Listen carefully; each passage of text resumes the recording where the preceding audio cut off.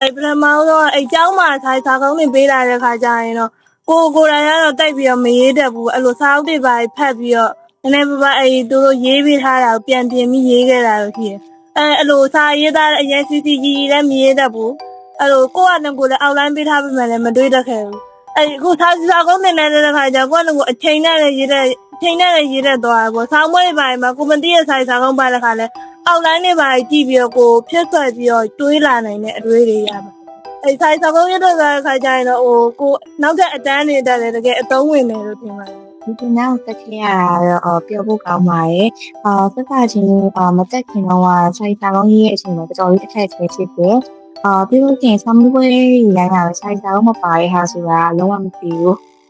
အဲ့လိုမျိုးမသိရတဲ့ကြောင့်မလို့စာကောင်းမှာဆောင်းပွဲရိုင်းမှာအချိန်နဲ့မစည်းချက်ဘူးပြီးတော့အကျွေးအနားလည်းပြညာရည်လောက်မကောင်းတာကြတယ်စာကောင်းရေးပြန်စားလို့ဆိုရင်တော်တော်လေးစိတ်ပင်ပန်းကြရတာမျိုးဖြစ်တယ်အကျွေးအားအရေးပိုင်းတော့ဒီမှုမရှိရတဲ့ကြောင့်မလို့စာကောင်းတွေမှာဆိုလို့ရှိရင်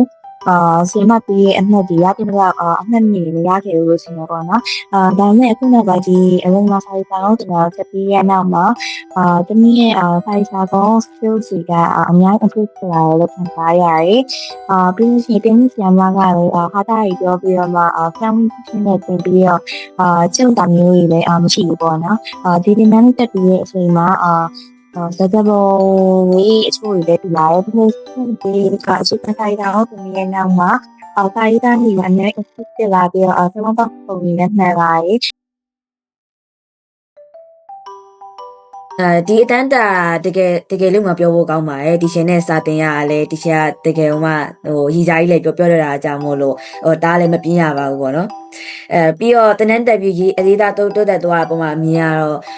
တင်တန်းမတက်ခင်တော့စာကုန်းကိုအဲ့လောက်မရေးပြဘူးပေါ့နော်ဘာလို့လဲဆိုတော့ပြန်ပွဲရလွဲပြီးတော့အပြင်မှာအဲ့အကြောင်းမှာလည်းစာကုန်းတွေတိတ်ပြီးမရေးပြဘူးဒါမဲ့ဒီတင်တန်းတက်ပြီးရတဲ့ဟာကြောင့်စာကုန်းတွေအများကြီးရဲ့ဟာကြတော့ကိုယ့်အကိုအရေးသားတွေနည်းနည်းပါးတိုးတက်လာရေးတွေ့ရတယ်ငကိုတော့ဆိုလို့ရှိရင်စာကုန်းကြီးကပါခက်ခဲလဲဆိုတော့သမီးကနည်းနည်းအင်္ဂလိပ်စာဘက်သွားတော့လေအဲ့လိုတက်စကလုံးတစ်ခုကိုအဲ့လိုရှားရဆိုလို့ရှိရင်အင်္ဂလိပ်လိုပဲပေါ်လာမြန်မာလိုမပေါ်လာဘူးပေါ့နော်ဒါပေမဲ့စာကုန်းအတန်းကိုတက်ရတဲ့အချိန်မှာအဲ့လိုမြန်မာစကားလုံးတွေအဲ့လိုမျိုးအများကြီးကို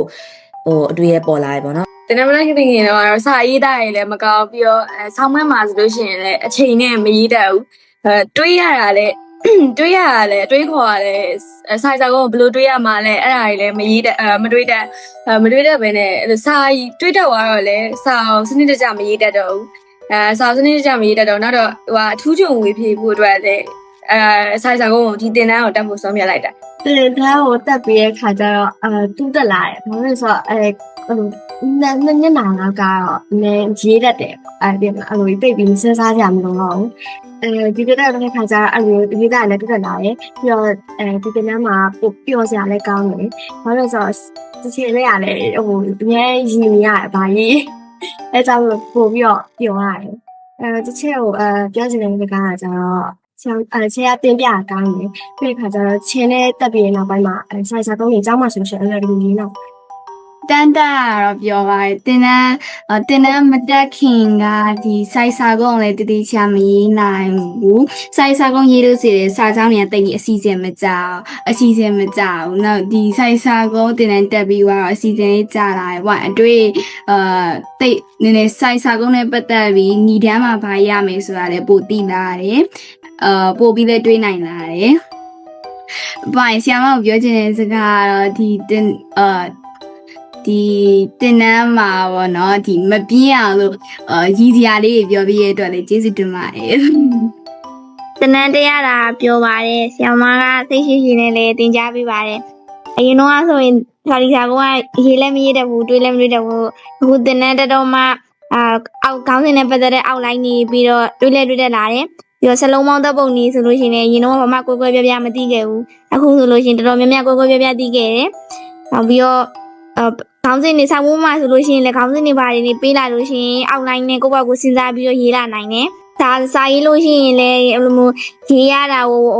စာသူ့ဘာလို့အစုလေးနဲ့စာရေးပုံရေးသားနည်းကိုလည်းဆရာမသင်ကြားပေးတယ်အဲ့တော့စာလည်းကောင်းကောင်းမွန်ရေးသားလာနိုင်တယ်ဆရာမကပြောချင်တာကတော့ဆရာမလူစိတ်ရှိရှိနဲ့အတွေးတတ်လာအောင်ပြီးတော့လက်ရေးလက်သားကောင်းမှုအောင်စာရေးတက်လာအောင်သင်ကြားပေးတဲ့အတွက်လည်းအများကြီးကျေးဇူးတင်ပါတယ်လို့ အစားသမီးဆိုင်စာကုန်းရေးရအเจ้าမှလည်းဆိုင်စာကုန်းရေးရတယ်ပေါ့နော်သမီးတို့အเจ้าမှဆို9ရက်ဆိုင်စာကုန်းဆိုင်ရ9ရက်မှာကျတော့သမီးတို့outline နေပြီးရပေါ့နော်ပြီးကြတော့6တန်းကျအဲ့လို outline နေပြီးတော့ဆိုင်စာကုန်းတိတ်နေနေတတ်တော့အကြောင်းကျောင်းမှလည်းပြ